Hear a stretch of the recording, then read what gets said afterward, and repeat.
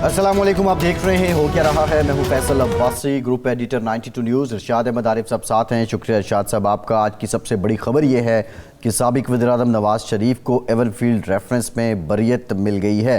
इसके साथ साथ फ्लैगशिप रेफरेंस में भी सज़ा के ख़िलाफ़ नैब ने अपनी अपील वापस ले ली है और अब अल-अज़ीज़िया रेफरेंस रहता है जिसमें अभी तक साबिक वज़ीर-ए-आज़म नवाज़ शरीफ की सज़ा कायम है और अब आइंदा दिनों में उस पर भी समाअत होगी। सवाल ये है कि आया ये तलवार नवाज़ शरीफ पे लटकती रहेगी या इसमें भी उनको बरियत मिलेगी।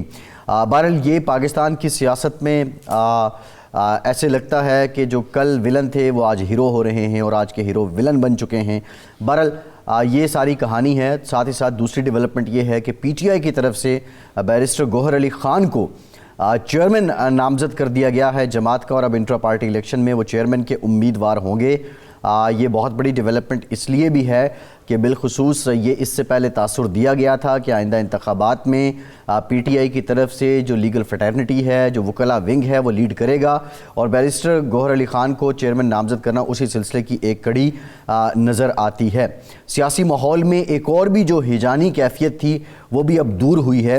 बाप बेटा यानी आसिफ जरदारी और बिलावल भुट्टो जरदारी कोयटा पहुंच चुके हैं। पीपल्स पार्टी का यौम तासीस है, कल जलसा होगा अयूबी स्टेडियम में और उसमें दोनों शिरकत कर रहे हैं। आया जो इससे पहले इख्तलाफ था जो बड़ी हद तक हकीकी मालूम होता था, क्या वो ख़त्म हो चुका है? मामलात पाकिस्तान पीपल्स पार्टी की आला क़यादत के दरमियान सुलह सफ़ाई की तरफ जा चुके हैं या अभी भी कोई इख्तलाफी लाइन मौजूद है? इस पर मुफस्सल गुफ्तगू करेंगे। निगरां वज़ीर-ए-आज़म अनवारुल्लाह काकड़ कुवैत में मौजूद हैं। 7 मफाहमती यादाश्तें हैं, उन पर दस्तखत हुए हैं।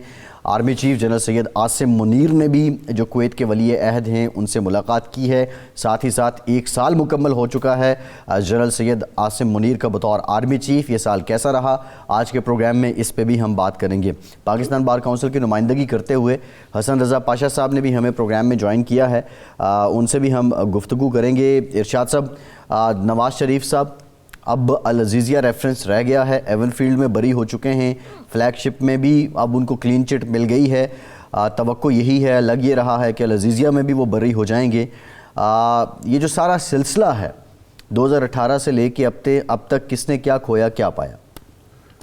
वो कहते हैं बदलता है रंग आसमां कैसे कैसे। ये हमारे निज़ाम इंसाफ का हुस्न है और नैब की खूबसूरती है कि वो कहते हैं ना मियाँ बीवी राज़ी फिर क्या करेगा काजी।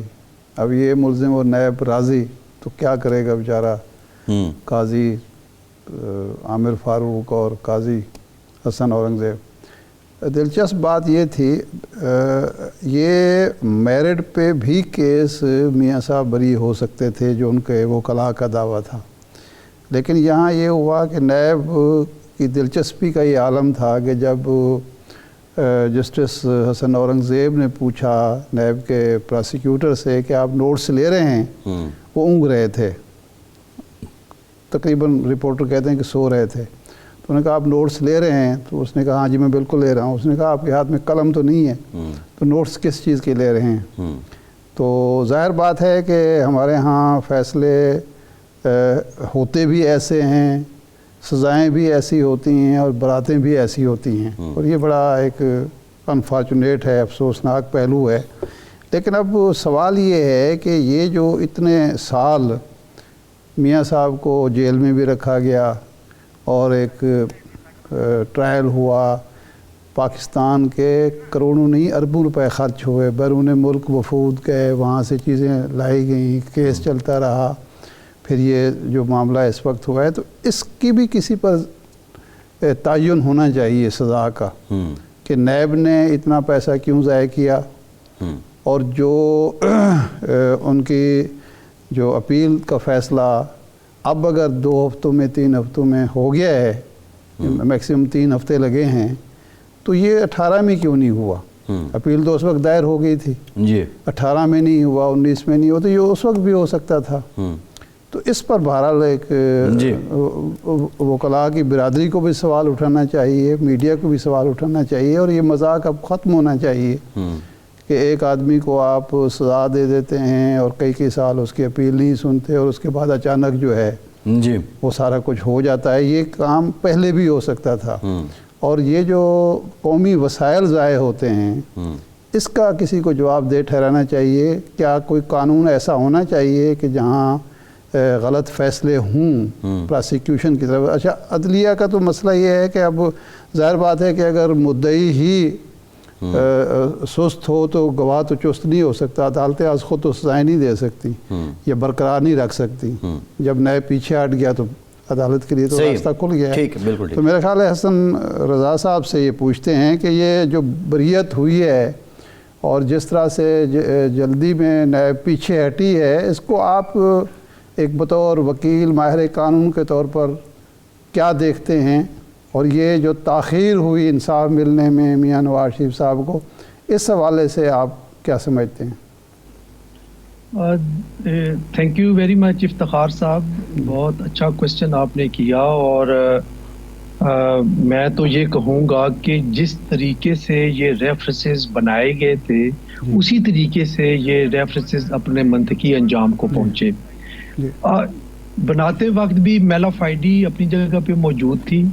اور آپ دیکھیں کہ جے آئی ٹی ایک ہی بنی، اس نے ساری انویسٹیگیشن انکوائریز کی اور 3 ریفرنسز جو ہے وہ ریکمینڈ کیے. اور چمبے کی بات یہ ہے کہ تینوں ریفرنسز کا جو موڈ پوائنٹ تھا وہ ایک تھا کہ ان کے میاں نواز شریف صاحب کے جو اثاثے ہیں وہ ان کی آمدن سے زائد ہیں. اب قانون اور آئین یہ کہتا ہے کہ اگر کوئی الزام ایک ہے تو اس کی ایک ہی کارروائی ہونی چاہیے، ہو سکتی ہے. آپ متعدد ایف آئی آر یا ریفرنسز فائل کر کے نہیں کر سکتے. اینی ویز تینوں ریفرنسز چلے اور اس میں 2 میں سزا ہو گئی، 1 میں بری ہو گئی. اب سزا جس طریقے سے دی گئی اس وقت کی سپریم کورٹ کے ایک بینچ نے first time in history of Pakistan ہم نے دیکھا کہ سپریم کورٹ کے ایک جج مانیٹرنگ جج کی حیثیت سے انہوں نے ان ٹرائل کو دیکھا اور اس کو ڈے ٹو ڈے ہیئرنگ اس کی واچ کرتے رہے اور اپنی جو ہے وہ مشورے بھی دیتے رہے اور اپنی ڈائریکشن بھی دیتے رہے ٹرائل جج صاحب کو. پھر ٹرائل جج صاحب کے جو فیصلوں کے بعد جو چیزیں سامنے آئیں وہ بھی اپنی جگہ پہ کوسچن مارک ہے. ان کی ویڈیو مووی سامنے آئی، ان کی کلپ سامنے آئے، پھر ان کا بیان حلفی آیا. اس سے بھی نظر آتا رہا کہ یہ اس کیس میں کیا کچھ ہوا. بہرحال آپ کو یاد ہوگا کہ سپریم کورٹ آف پاکستان میں جسٹس مقبول باقر صاحب کی سربراہی میں کوئی تقریباً مختلف بنے میں تھے، نیب کے کیس سے سماعت ہوئی اور انہوں نے بار بار یہ آبزرویشن دی کہ نیب جو ہے وہ پولیٹیکل انجینئرنگ کے لیے استعمال ہو رہا ہے. اور اس وقت کے چیئرمین نیب صاحب کو یہ توفیق نہیں ہوئی کہ وہ کورٹ میں پیش آ کے کہیں کہ نو سر آپ کی آبزرویشن ٹھیک نہیں ہے، پولیٹیکل انجینئرنگ ہم نے نہیں کی، نہ ہم سے پہلے کسی نے کی. لیکن حقیقت یہ ہے کہ جب اس قانون کے خالق جو کہ ایک آمر تھے پرویز مشرف صاحب، انہوں نے جب یہ قانون بنایا تو ہم نے یہ دیکھا اور تاریخ اس چیز کی گواہ ہے کہ انہوں نے سب سے پہلے اس قانون کو مس یوز کیا اور الیکٹیبلز کو اپنے ساتھ ملایا اور ایک مسلم لیگ کاف کی حکومت بنائی. اس کے بعد جو مزید انفارچونیٹ جو کہیں گے ایکشن کہ جو بھی حکومت آئی وہ جمہوری حکومت کہلاتی ہے. پارلیمان نے کوشش نہیں کی کہ اس کو یا تو یہ کرتے کہ اس نیب کے ادارے کو اتنی امپاورڈ کرتے، انڈیپینڈنٹ بناتے کہ کوئی حکومتی عہدیدار یا ادارہ وہ ڈائریکشن نہ دے سکتا اور اس کی انٹرفیئرنس نہ ہوتی. نہ ہی انہوں نے یہ کوشش کی کہ پولیٹیکل انجینئرنگ کے استعمال کو پاشا صاحب جب بھی اقتدار میں آئے اس کو جی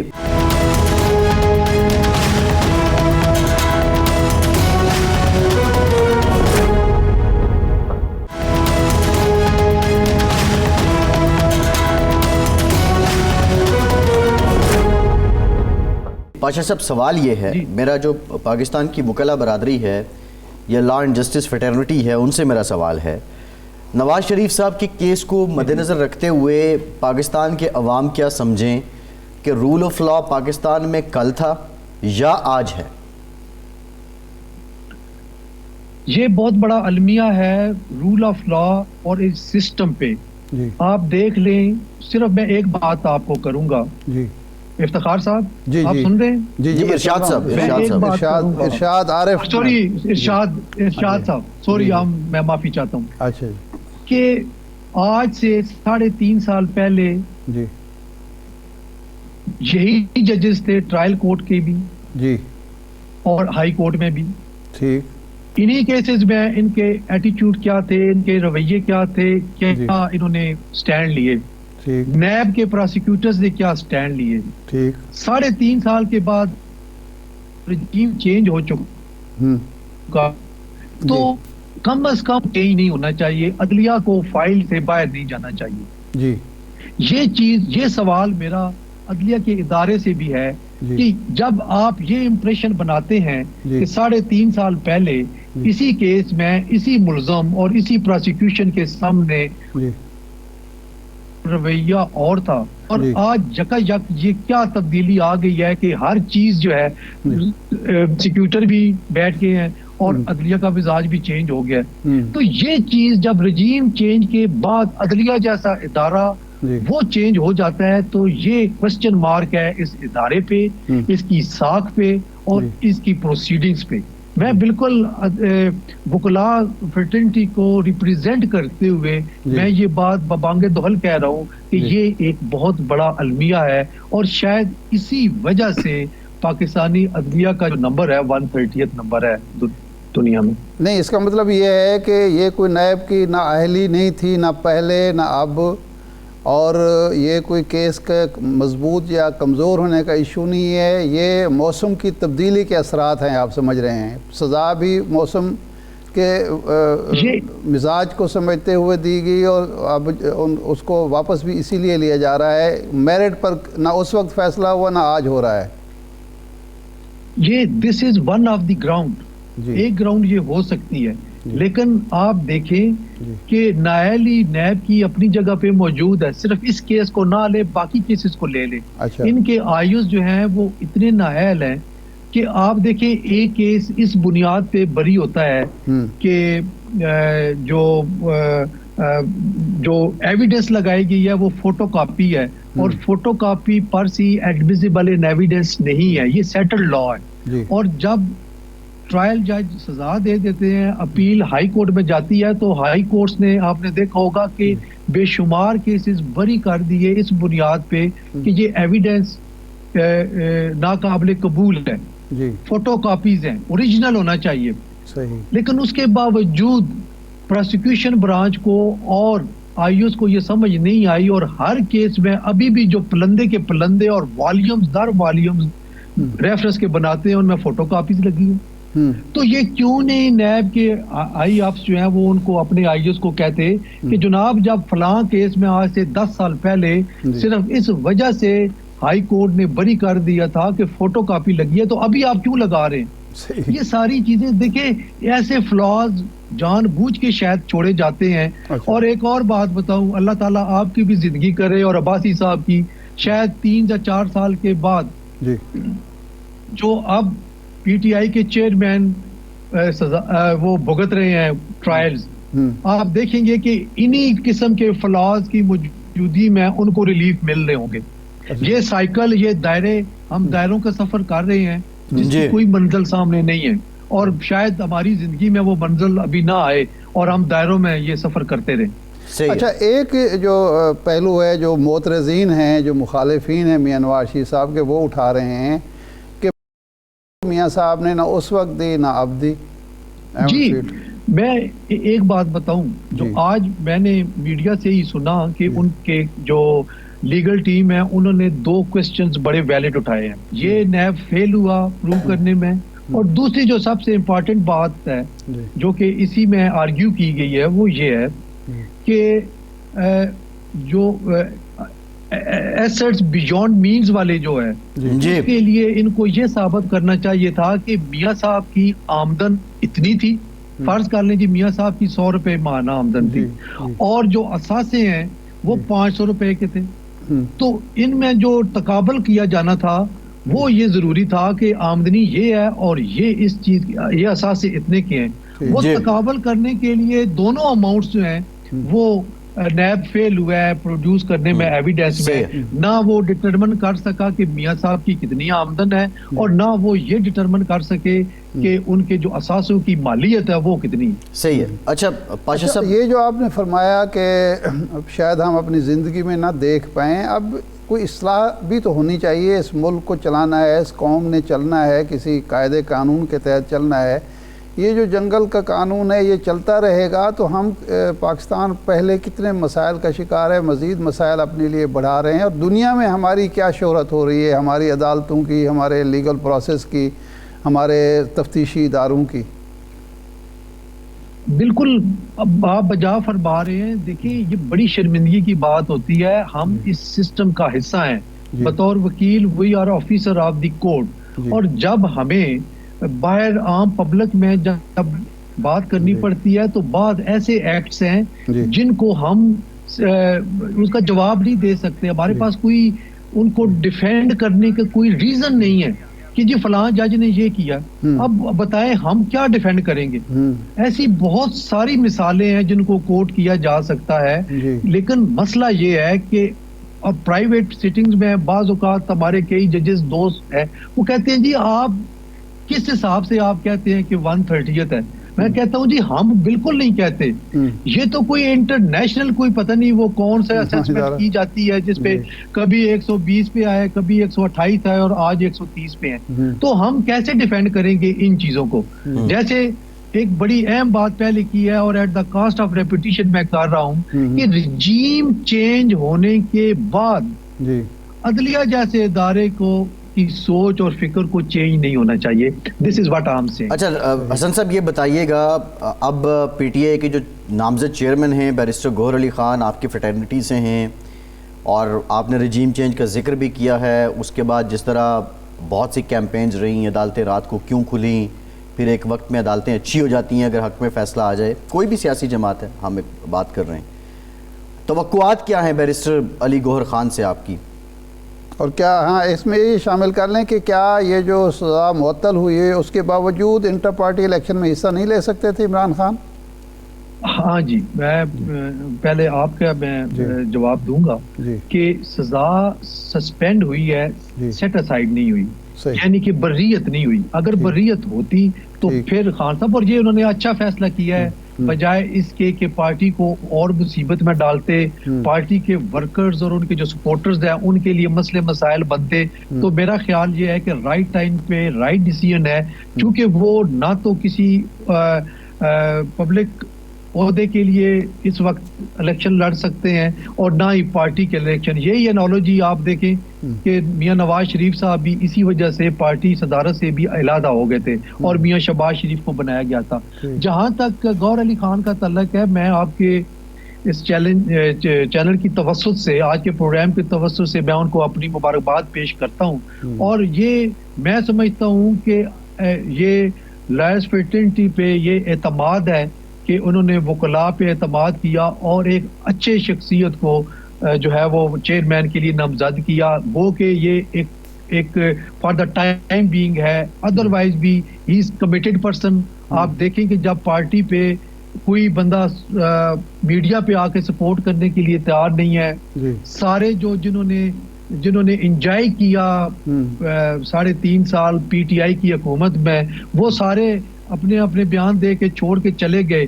تو lawyers come is come P T I کے چیئرمین کے ساتھ کمیٹڈ رہے, ان کے ساتھ رہے, جس میں بڑا نام گوہر علی خان صاحب کا ہے. اور گوہر علی خان صاحب نے ہر پلیٹ فارم پہ, میڈیا پہ, ہر جگہ پہ ان کو ڈیفینڈ کیا. تو میں سمجھتا ہوں کہ یہ بہت اچھا فیصلہ ہے, اور اس پہ یہ لائرز فریٹرنٹی پہ ایک اعتماد کی جو فضا بن رہی ہے, میں اس کو اپریشیٹ کرتا ہوں. جی ٹھیک, بہت شکریہ حسن رضا پاشا صاحب آپ کے وقت کا. ایک بریک کے بعد مزید بات کریں گے, ہمارے ساتھ رہیے.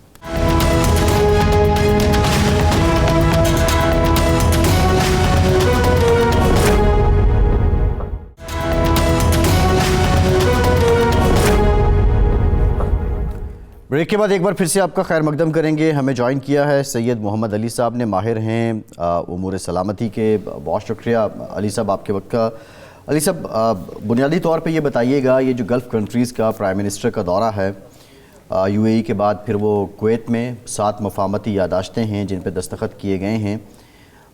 پاکستان کی ظاہر ہے ڈائریکٹلی پروپورشنل ہے سیکیورٹی اینڈ اکانومی، تو پاکستان کی معیشت کے لیے کتنی امید روشن ہوئی ہے اور پاکستان میں کتنی سرمایہ کاری آئے گی؟ بہت شکریہ جی.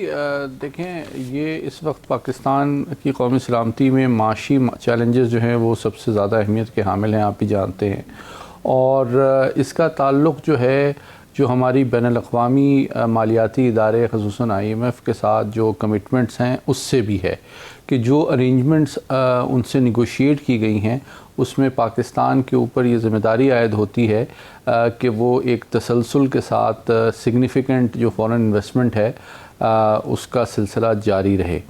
تو اسی حوالے سے جو ہے میں سمجھتا ہوں جو ہماری معاشی سفارتکاری ہے اس کے حوالے سے یہ بہت اہمیت کا حامل ہے یہ دورہ. اور جس طرح ابھی وزیر اعظم اور آرمی چیف متحدہ عرب امارات گئے تھے اور اب وہ کویت پہنچے ہیں، تو میں امید کرتا ہوں کہ یہ بہت سگنیفیکنٹ اور بارآور ثابت ہوگا، اور اس کے ذریعے نہ صرف یہ بھی اعتماد کا اظہار ہوتا ہے کہ بین الاقوامی برادری پاکستان کی سیاسی ماحول اور جو گورننس کا نظام ہے اور ساتھ ہی ساتھ جو انویسٹمنٹ کی سیکیورٹی ہے اس پہ بھی اعتماد کرتی ہے. اسی کے نتیجے میں یہ ثمرات اب بتدریج حاصل ہو رہے ہیں.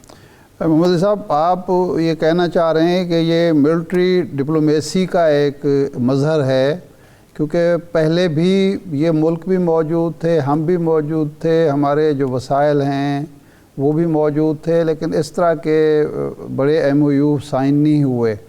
اور 1 سال جو مکمل ہوا ہے، 1 سال کے عرصے میں جو سب سے بڑی اچیومنٹ لگتی ہے کہ وہ SIFC کی جو تشکیل ہوئی، جس نے یہ سارے پروجیکٹ اور پلانز بنائے. تو اس ایک تو کام ہو گیا، MOU سائن ہوئے، لیکن سب سے بڑا سوال یہ ہوتا ہے کہ یہ MOU ہے جو اب باقاعدہ ایک ایگریمنٹ کی شکل کب تک اختیار کریں گے، اور یہ کام نگران حکومت کرے گی یا اس سے اگلی حکومت جب آئے گی. تو ہم نے ماضی میں دیکھا پرویز مشرف کے دور میں، ضیاء الحق کے دور میں، کہ جو کام ایک حکومت کر کے جاتی ہے، اگلی حکومت جو منتخب ہوتی ہے آتے ہی اس کو پیچھے پھینک کے نئے منصوبے اور نئے پلان لے کر آ جاتی ہے. تو یہ کس قدر سسٹینیبل ساری پالیسیز ہیں؟ بہت اہم سوال کیا آپ نے. دیکھیے یہ بات یقیناً جو ہمارے دوست ممالک بھی ہیں، چین ہوں یا عرب دوست ہوں ہمارے، ان کے لیے بھی کسی حد تک تشویش کا باعث رہا ہے 3 اعتبار سے. جو آپ نے بھی بات کی کہ پالیسیز کا تسلسل، دوسرا گڈ گورننس اور فیسیلیٹیشن، اور تیسرا پاکستان میں معاشی اور سیاسی استحکام.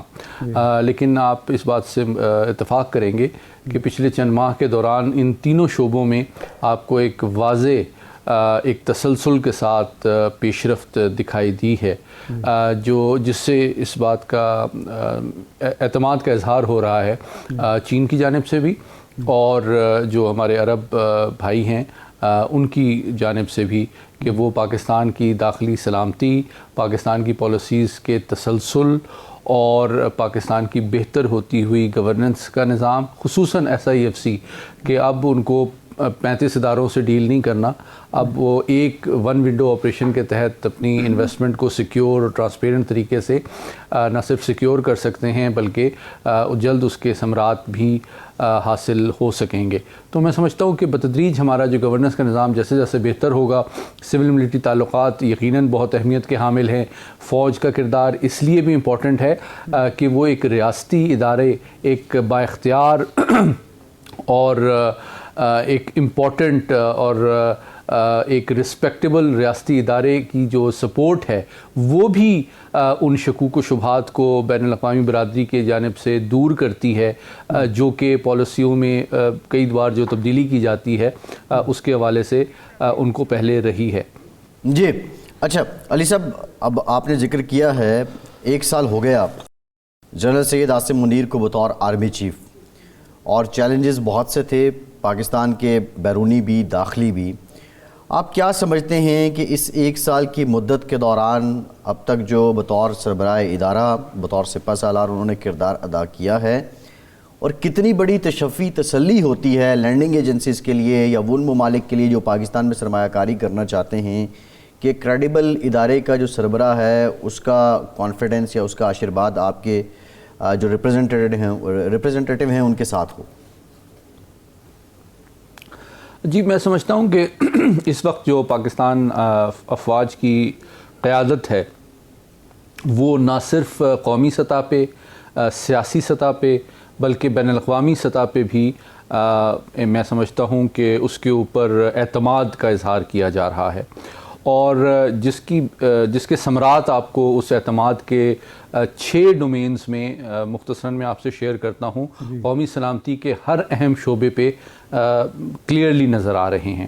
اگر آپ دیکھیں پاکستان کی فوج کے اندر پچھلے 1 سال میں ہم اگر کارکردگی دیکھیں اور جو نظام میں بہتری لائی گئی ہے فوج کے، آپ دیکھیں کہ فوج کے اندر بھی جو ہے یونٹی آف کمان اور ایک منصفانہ نظام رائج ہوا ہے، جس کے ذریعے بہت سے جو سابق افسران ہیں جو کہ کچھ غیر یعنی کہ ذمہ دارانہ اور اینٹی اسٹیٹ سرگرمیوں میں ملوث تھے، ان کو سزائیں بھی دی گئی ہیں حال ہی میں، آپ جانتے ہیں۔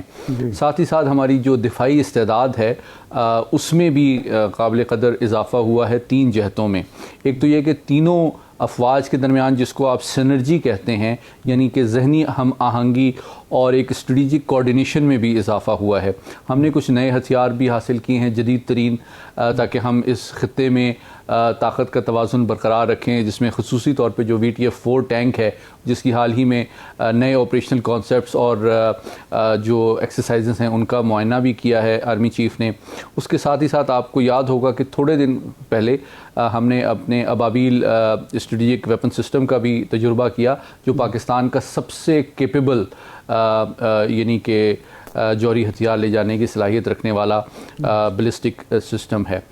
اس کے علاوہ آپ دیکھیں کہ سول ملٹری ریلیشنز بھی بہتر ہوئے ہیں، جو کہ جس کا اثر ہماری معاشی ڈپلومسی پہ بھی پڑا ہے اور فیصلہ سازی کے نظام پہ بھی پڑا ہے۔ اور داخلی سلامتی کی طرف آتے ہوئے آپ دیکھیں کہ نہ صرف دہشت گردی کے حوالے سے ایک جامع اور ہمہ جہت حکمت عملی کا اجرا ہوا ہے، بلکہ اس کے اوپر ملک گیر عمل درآمد بھی جاری ہے۔ اس کے علاوہ اسمگلنگ، بلیک مارکیٹ اکانومی اور ان تمام معاملات کے خلاف بھی فوج کا جو تعاون ہے وہ ہماری جو گورننس ہے اور ہمارے معاشی مسائل کو حل کرنے کی جو استعداد ہے اس میں قابل قدر اس میں اضافہ ہوا ہے۔ ساتھ ہی ساتھ جو حال ہی میں ہم اللیگل جو غیر ملکی پاکستان میں مقیم تھے، بہت عرصے بعد تقریباً 44 سال کے بعد ہم نے پہلی دفعہ یہ فیصلہ کیا کہ ان کو بالآخر اپنے وطن واپس جانا ہوگا۔ اور سب سے امپورٹنٹ خارجہ پالیسی، پاکستان ایک ایٹمی طاقت ہے، آبادی کے لحاظ سے 5واں بڑا ملک ہے، بہت امپورٹنٹ خطے میں واقع ہے، تو پچھلے کچھ عرصے میں آپ نے دیکھا کہ ہم نے بڑی طاقتیں اور عرب ممالک کے ساتھ تعلقات کافی متاثر ہوئے تھے اور ان کو غیر ذمہ دارانہ انداز میں آگے بڑھایا گیا تھا، تو ان تعلقات کو یوں کہنا چاہیے کہ ریپیئر کیا گیا ہے۔ آپ نے امریکہ، روس اور چین کے ساتھ تعلقات میں بھی ایک توازن آپ کو نظر آتا ہے کہ ہم نے ان کی گڈ ول اور اعتماد بیک وقت حاصل کیا ہے، کسی بلاک پالیٹکس میں جائے بغیر۔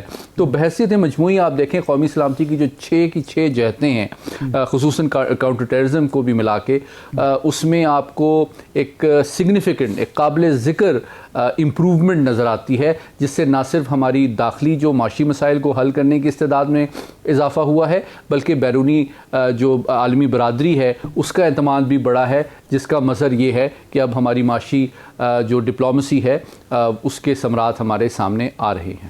جی ٹھیک، بہت شکریہ سید محمد علی صاحب آپ کے وقت کا۔ ایک بریک کے بعد دیں گے آصف زرداری اور بلاول بھٹو زرداری دونوں کوئٹہ پہنچ چکے ہیں۔ پیپلز پارٹی کا یوم تاسیس کا کل جلسہ ہوگا اور بیرسٹر علی گوہر خان ان کے آنے کے بعد پی ٹی آئی کے اندر جو سیاسی بھونچال تھا اور پی ٹی آئی کا جو سٹرکچر ہے اب وہ کس طرف جائے گا، بریک کے بعد بات کرتے ہیں۔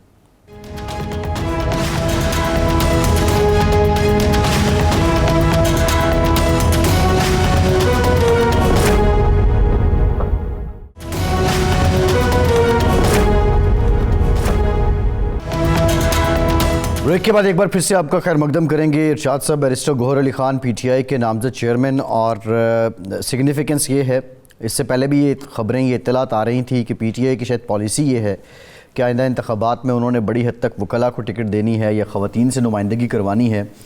क्या बैरिस्टर गौहर अली खान की नामजदगी इसी सिलसिले की कड़ी है?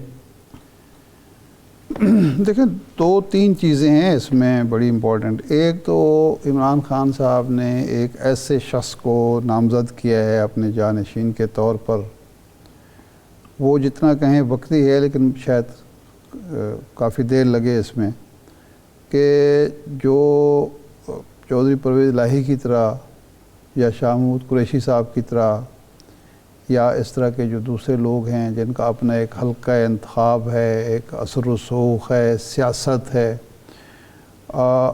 वो अगर आएँ तो एक कन्फ्यूजन पार्टी के अंदर पैदा होगा कि कहीं ये टेक ओवर तो नहीं किया जा रहा या -1 तो हकीकी शक्ल अख्तियार नहीं कर रहा। तो इससे कोई ये तासुर नहीं मिलता कि ये कोई -1 हो गया है। जब नवाज शरीफ साहब ने शहबाज शरीफ साहब को नामज़द किया, उनके हकीकी सगे भाई, तो शीन और नून की बहस शुरू हो गई। तो वो ये बहस नहीं है। एक तो ये है। दूसरा ये है कि ज़ाहिर बात है वकला को मुकदमात में उलझाना, वकला के ख़िलाफ़ कोई इंतकामी कार्रवाई करना आसान नहीं है इस माशरे में, इस माहौल में। ये एक दूसरा पहलू है। तीसरा, अब हम नहीं जानते कि खान साहब ने वो वफ़ादारी वाला पहलू भी रखा है या नहीं रखा है, कितने इनका पार्टी के साथ क्या वाबस्तगी है, खान साहब के साथ क्या वाबस्तगी है और कितने वफ़ादार हैं, ये पहलू भी हो सकता है, होगा। लेकिन एक चीज़ जो लग रही है मुझे ये है कि अब PTI के चेयरमैन और उनके करीबी साथी जो हर वक्त मार धाड़ पर आमादा रहते थे, मरने मारने पर तुले रहते थे, अब शायद अमलियत पसंदी की तरफ माइल हैं। और ये उन सब लोगों के लिए भी सबक है जो तवाज़ुन बरकरार नहीं रखते अपनी पॉलिसियों में, लेकिन उनके लिए भी सबक है जो आज फ़ैसला हुआ है। मैं उसके तनाजुर में भी इसको देख रहा हूँ, वो जो इस्लामाबाद हाई कोर्ट का, कि ये जो सियासी केसेस और सियासी मुकदमात बनते हैं, उनका बिलाखिर अंजाम क्या होता है, सिवाय इसके कि सियासत आलूदा होती है, मुखालफतें और दुश्मनियाँ जन्म लेती हैं, कौमी वक्त और सरमाया ज़ाय होता है, कौम के अंदर एक तकसीम पैदा होती है, और हम साल 2 साल 3 साल 4 साल के बाद फिर उसी जगह पे खड़े होते हैं जहाँ से हमने सफ़र का आगाज़ किया होता है। वो दायरों का सफ़र जो पाशा साहब ने किया है। अच्छा इरशाद साहब जी, बैरिस्टर गौहर अली खान जो आपने पहलू बताए बिल्कुल ठीक हैं, ये समझ आते हैं, लेकिन एक सवाल ये भी है कि आज अगर परवेज़ इलाही बाहर आ जाएं, शाह महमूद कुरैशी बाहर आ जाएं, इस कद काट के लोग बाहर आ जाएं, तो वो क्या गौहर अली खान को बतौर चेयरमैन कबूल करेंगे? क्या हमारा ये सियासी कल्चर है, या ये नामजदगी विद इन पार्टी एक नई रिफ्ट डाल देगी अगर ये लोग बाहर आएँ, ये प्ले करें ग्राउंड में? तो नहीं, उस 2 नज़र आती हैं। बज़ाहिर ये है कि खा वो शाह महमूद कुरैशी साहब हूँ, खा जनाब परवेज़ इलाही साहब हूँ, मेरा ख़्याल ये है कि वो खान साहब के साथ, बल्कि कई और लोग भी जो जेलों में हैं, वो खान साहब के साथ ही अगर बाहर आएंगे तो आएंगे, अलग अलग कोई इम्कान नज़र नहीं आ रहा। एक बात। दूसरा ये है कि उनके जो ये एक खाना पूरी है इलेक्शन के लिए, जो आपने कागजात जमा कराने हैं, वो जो तमाम की है, इलेक्शन कमीशन का फैसला है, सामने रखने हैं, उनमें ये होगा। अब परसों पता चलेगा, हफ्ते वाले दिन जब इलेक्शन होंगे, कि वाइस चेयरमैन कौन है, सदर कौन है, बाकी ओहदों पर किन को नामज़द किया जाता है, क्या शाह महमूद साहब होंगे, परवेज़ इलाही साहब होंगे, और लोग होंगे, या उनकी जगह पे भी इसी तरह खाना पूरी की जाएगी। ये खाना पूरी है। और ये नहीं, पार्टी के अंदर क्या फिर रिट नहीं होगी चेयरमैन की? गौहर अली खान की कोई रिट नहीं होगी? नहीं, पार्टी के रिट तो एक यहाँ पार्टियाँ जो हैं, जो भी पार्टियाँ हैं, वहाँ देखें ना, बिलावल भुट्टो चेयरमैन हैं, वो साहबजादे हैं बेनज़ीर भुट्टो के, लेकिन रिट किसकी चल रही है? जरदारी साहब की ना। यस। बस। तो यहाँ पार्टियाँ नहीं हैं, یہ بیسیکلی پارٹی بنانے کی ایک پارٹی ہے جہاں الیکشن ہوتے ہیں، جماعت اسلامی، اس کو لوگ گھاس نہیں ڈالتے، کیونکہ یہ ہمارے معاشرے کا المیہ ہے جی کہ یہاں پارٹی کو نہ ووٹ ملتا ہے، نہ پارٹی کی کوئی پرواہ کی جاتی ہے، اور نہ ہی جمہوریت کی اصل روح یہاں پہ قائم ہے، لوگ عوام بھی نہیں۔ یہ صرف یہ نہیں ہے کہ وہ جی نواز شریف صاحب اس کے ذمہ دار ہیں یا زرداری صاحب ذمہ دار ہیں یا بھٹو صاحب ذمہ دار، عوام کا ذہن بھی یہی ہے، ہم ذہنی طور پر بھی شخصیات کے غلام ہیں، تابع دار ہیں، اور شخصیات پر ہی نظر رکھتے ہیں۔ منشور، پروگرام، ایجنڈا، پارٹی، اس کا پارٹی کا منشور، یہ ساری سب کہنے کی باتیں ہیں اور کچھ نہیں ہے۔ یہ ہے جس کی وجہ سے جمہوریت، دیکھیں نا 342 ارکان کی اسمبلی ہوتی ہے، لیکن ایک آدمی جس کا نام جس کو وزیر اعظم نامزد کر دیا جاتا ہے، نہ وزیر اس کے سامنے بول رہے ہوتے ہیں، نہ وہ ارکان اسمبلی جو 1 لاکھ 70 ہزار 1.5 لاکھ ووٹ لے کر آتے ہیں۔ تو یہ ہمارے ہاں ایک المیہ ہے جس کی وجہ سے یہاں جمہوریت مضبوط نہیں ہو رہی۔ پرانی بات ہے 90s کی، ایک وفاقی وزیر جو بہت ہی طاقتور وفاقی وزیر تھے اور ان کی بہت ایک باغی کی شہرت تھی، اور زمانہ طالب علمی میں بھی ان کا ایک قد کاٹ تھا، وہ مجید نظامی صاحب کے پاس تشریف لائے۔ باغی تو جاوید ہاشمی صاحب تھے، نہیں میں نام نہیں لینا چاہتا، تو وہ مجید نظامی صاحب کے پاس آئے، ملے، اور انہوں نے کہا کہ میں اپنے وزیر اعظم نواز شریف صاحب سے ملنا چاہتا ہوں، اور 6 مہینے سے میں کوشش کر رہا ہوں، تو میری ملاقات نہیں ہو رہی، آپ مہربانی کریں میری ملاقات کروا دیں، کیونکہ ہیلتھ پالیسی، وہ ہیلتھ منسٹر تھے اس وقت، ہیلتھ پالیسی کا مسودہ تیار ہے، اس کی میں نے منظوری لینی ہے، بہت سارے کام رکے ہوئے ہیں۔ تو انہوں نے کہا کہ آپ کیبنٹ میٹنگ میں یہ بات کر سکتے ہیں، انہوں نے کہا 6 مہینے سے کیبنٹ میٹنگ ہی نہیں ہوئی۔ جی تو یہ ہوتی ہے پارٹیز کے اندر، پارلیمنٹ کے اندر، حکومت کے اندر وزراء کی اہمیت۔ صحیح ہے، اور تو یہ تو خانہ پوری ہے۔ اچھا ارشاد صاحب، اب پیپلز پارٹی 2-4 دن ہم نے بھی اس معاملے کو خاصا اس پہ بڑے تبصرے تجزیے کیے، اور ابھی تک جو بظاہر سارے ڈاٹس کنیکٹ کریں تو آصف زرداری صاحب اور بلاول صاحب کا اختلاف حقیقی معلوم ہوتا ہے۔ بہرحال دبئی گئے، بیٹے نے باپ کو منایا یا باپ نے بیٹے کو منایا، دونوں کوئٹہ پہنچ چکے ہیں، زرداری صاحب بھی اور بلاول صاحب کی، اور اطلاع یہ ہے کہ کل یوم تاسیس کے جلسے میں دونوں شرکت کریں گے۔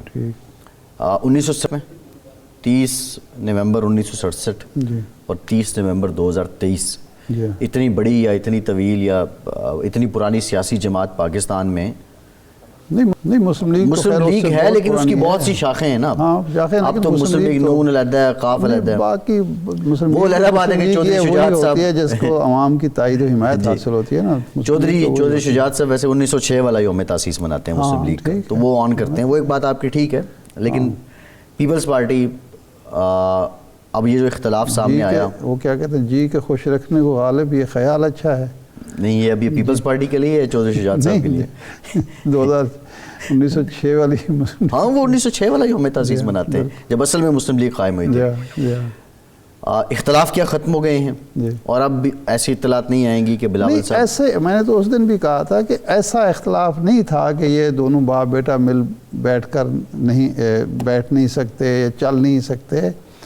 یہ بالآخر آپ دیکھیں گے کہ ایک تو عمر کا جو تفاوت ہے، یہ بڑے اور چھوٹا عمر کا جو ہے، یہ اس کی ایک اظہار تھا، اور دوسرا بیڈ کاپ گڈ کاپ یہ ہے۔ بلاول صاحب بہرحال جوان ہیں، نوجوان ہیں، وہ چاہتے ہیں کہ نئے خطوط پر پارٹی کو آگے بڑھایا جائے۔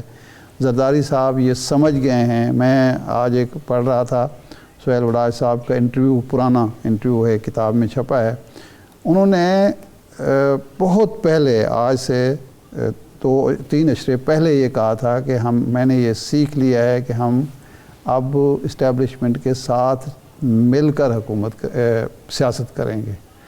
تو وہ مل کر سیاست کرنا چاہتے ہیں، یہ تھوڑا سا آزاد روی کا مظاہرہ کرنا چاہتے ہیں، اس کے علاوہ کچھ نہیں ہے۔ نہیں اتنی اس حد تک تو بات حقیقی ہے. مقصد دونوں کا ہے حکومت اور اقتدار حاصل کرنا. جی ٹھیک ہے ارشاد صاحب، پروگرام کا ٹائم ختم ہو گیا. آپ آج کے پروگرام سے اتنی اجازت دیجیے.